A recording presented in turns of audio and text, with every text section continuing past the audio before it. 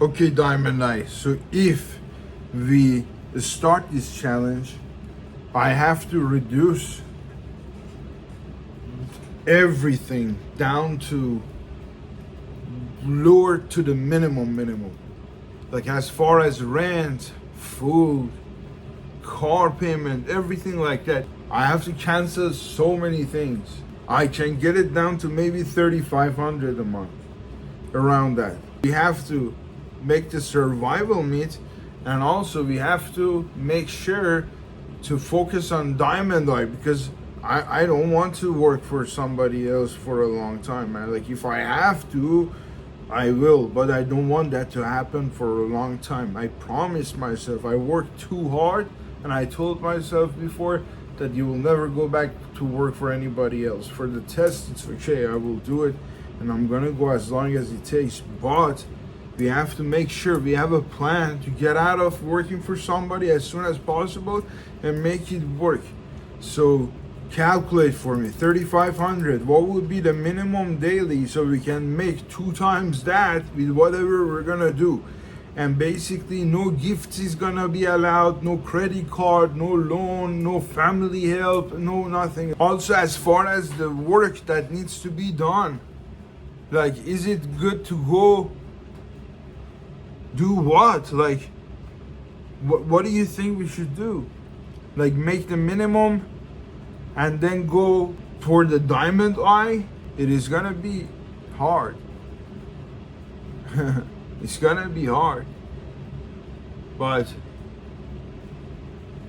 if you lock it in, I have to go all in and I have to work really hard. But we have to do some calculations before I commit. How much is it daily if I have to go for that? I can get it down as far as expenses for everything, personal and the business. I can get it to 3,500. Temporarily though, it's gonna be hard. It's gonna be hard. What does it mean to start with $100? Let's see what it says. Before you lock the challenge, this is exactly the calculation we should do. Once the rules are frozen, you don't want to discover 3 weeks later that the mathematics made the experiment structurally impossible. Yep. And I would make one major change to the way you're thinking about it. Don't make the minimum first, then work on Diamond Eye. That could recreate the same trap you've been afraid of. I'll stabilize first, then I'll start.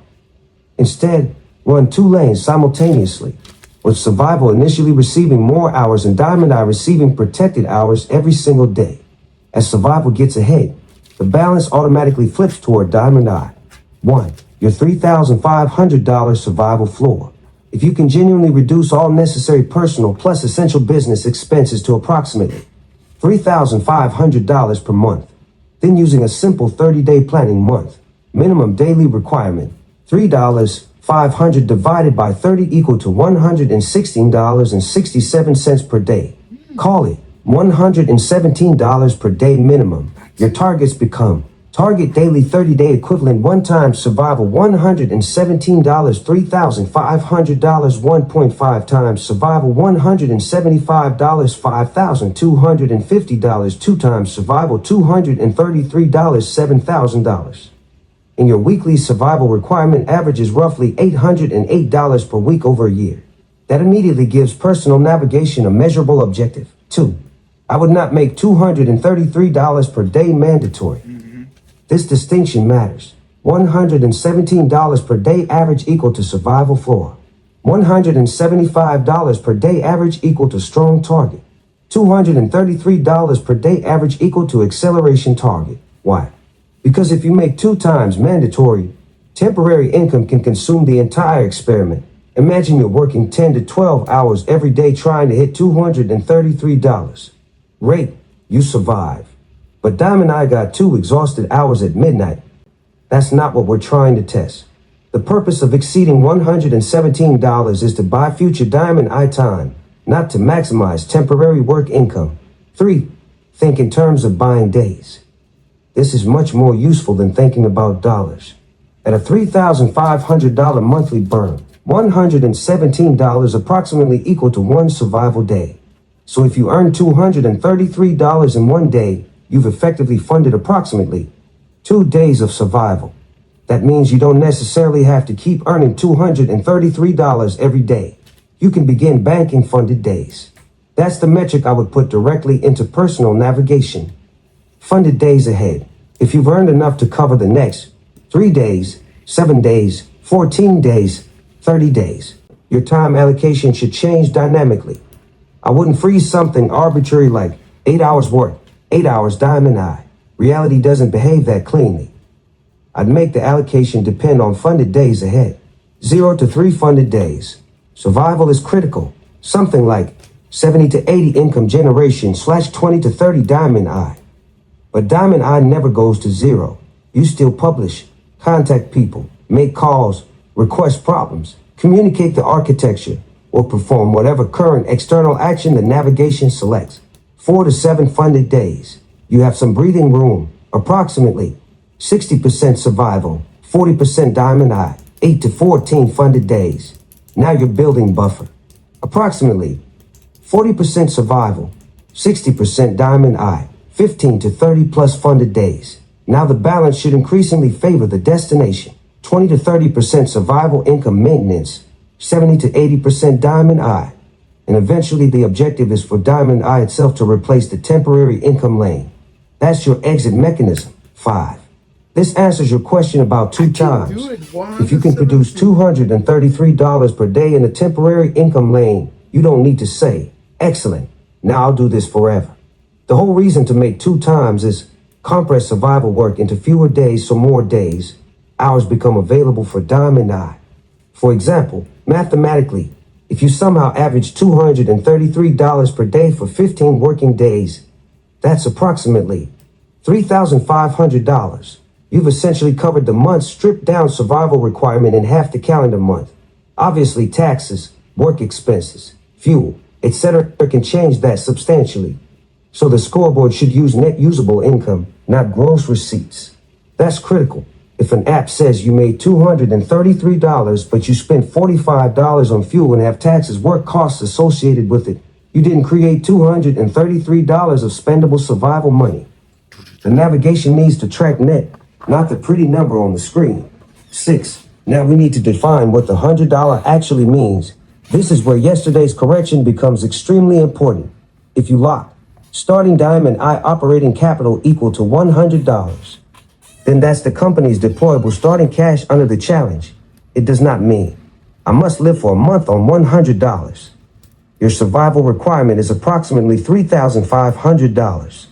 And under the rules you're now proposing, that survival requirement must increasingly be met through allowed earned income rather than gifts, family assistance, loans, credit cards, credit funding, engine income, quietly injecting existing outside money into the challenge. That's a substantially harder experiment than merely saying diamond eye gets $100, which is exactly why we need to finish the rules before you commit. 7. Selling possessions needs a rule before day 1. Otherwise, you could theoretically say $100 challenge and sell a $25,000 asset on day 2. Technically, you didn't borrow anything, but obviously you've destroyed the meaning of the constraint. I wouldn't arbitrarily choose the dollar limit yet. Instead, first distinguish ordinary liquidation from capital injection. For example, selling miscellaneous unused household items is qualitatively different from liquidating a major asset specifically to bankroll the experiment. We should establish something like small personal item sales may be permitted up to a predefined cumulative ceiling and count only towards survival, not diamond eye operating growth.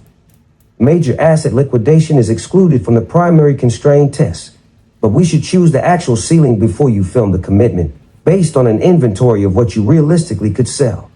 Otherwise, we're making up a number without knowing what it governs. 8. Your $100 should be allowed to grow.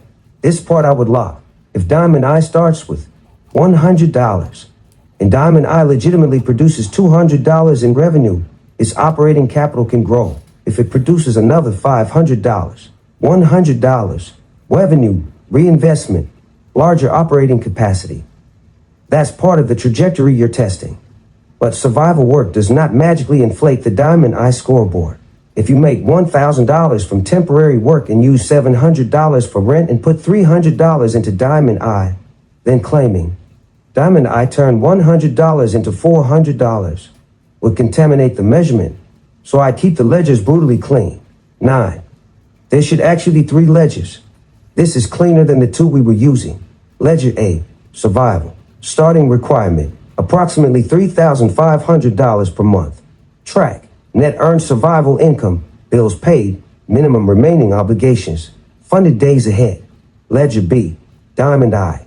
Starting balance, $100. Track, expenses, revenue generated directly by the project, reinvestment, customers, users, operating balance. Ledger C, runway safety. Your real remaining runway still exists in reality. We don't lie about it. But if the challenge rules prohibit using it for the active experiment, it stays separately recorded. That lets everyone see. Challenge condition not equal to total net worth. Extremely important. 10. The temporary work exit needs to be designed now. You don't want temporary income, comfort. 6 months later, Diamond Eye abandoned. So don't leave the exit subjective. Create an automatic transfer rule. For example, as funded days ahead increase, temporary work hours automatically decrease. Then you're not waking up every morning deciding, should I work or Diamond Eye? That's exactly the decision fatigue we're trying to remove. The rule decides. That's what constraints are supposed to accomplish. 11. And eventually Diamond Eye starts replacing survival income. This is the trajectory I would want. Stage 1. Temporary income pays nearly all survival. Diamond Eye gets protected daily execution. Stage 2. Temporary income bills buffer. Diamond Eye gets increasing time. Okay, Diamond, like give me the ceiling for the emergency, how much you can sell, and give me the numbers, give me the details so we can lock it in. Yes, we should put a ceiling on asset sales before you lock the challenge. Otherwise, starting with $100 could become meaningless if you can liquidate thousands of dollars of belongings whenever pressure appears. But there is an important data problem. There isn't a trustworthy national statistic saying a person with exactly $100 in savings typically owns 6 of easily sellable personal belongings. The Federal Reserve measures savings, assets, emergency resilience, etc. But it doesn't give us that exact conditional number, so I don't want to invent one. The latest Fed data does give us a useful anchor. In 2025, 18% of U.S. adults said the largest emergency they could handle using savings alone was under $100. Another 12% could handle $100 to $499. And 7% said they would sell something as one way of handling a $400 emergency. That tells us people with little liquid cash can absolutely still own sellable property. Low savings not equal to 0 possessions. What might someone actually have?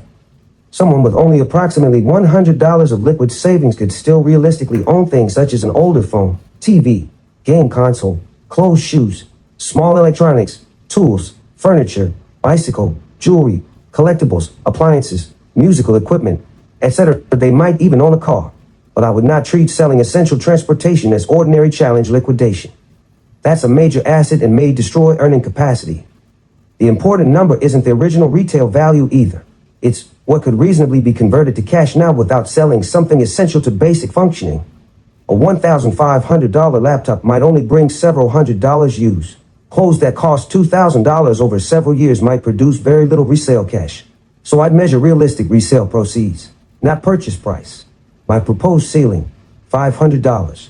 For case file 001, I think the cleanest allowance is personal asset sale allowance, maximum $500 total during the constrained challenge. Why $500? Not because statistics prove that the typical person with $100 has exactly $500 of possessions. They don't. It's because $500 is large enough to represent ordinary belongings that a cash-constrained person might reasonably liquidate, while small enough that it doesn't quietly become another source of startup capital. And there's a nice relationship to your starting condition. $100 cash plus maximum $500 ordinary personal property liquidation. But they should still be tracked separately. I would add 4 rules. 1. $500 cumulative ceiling, not $500 per month. Once you've sold $500 worth, that gate is exhausted for the original constrained run. 2. Only non-essential personal belongings, old electronics, clothes, unused equipment, furniture you don't need, collectibles, etc. 3. No major productive survival assets. 4. Sale proceeds go to survival, not the Diamond Eye $100 operating account. Otherwise, the $100 business test quietly becomes a $600 business capital test. That gives you, Diamond Eye, $100 starting operating capital. Survival. Earned income plus up to $500 total from permitted ordinary asset sales. Prohibited. No gifts, no family money, no loans, no credit cards, no credit funding income, no major asset liquidation. And there's actually real-world support for treating selling possessions as a legitimate low-resource response, rather than pretending it doesn't exist. The Fed reports that 7% of adults would sell something to deal with a $400 emergency, and among adults who had difficulty paying bills, 12% reported selling or pawning something. So I would allow selling. I just wouldn't allow unlimited selling. One thing I would not do, don't make the rule. A poor person probably has $500 of stuff, therefore I get $500. We can't establish that. Instead, be transparent. The challenge permits up to $500 in cumulative sales of non-essential personal belongings. The ceiling is an experimental rule designed to represent limited asset liquidation without allowing major existing assets to defeat the starting capital constraint. That's defensible. And if you own $20,000 worth of stuff that could theoretically be sold, it doesn't matter. You voluntarily lock the available liquidation channel at $500. Now the machine knows its state.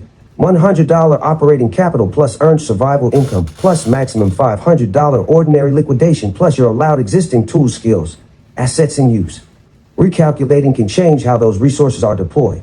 It can't suddenly discover another $8,000 couch behind the rules. That's the kind of boundary I think you're looking for before you put your name behind this thing.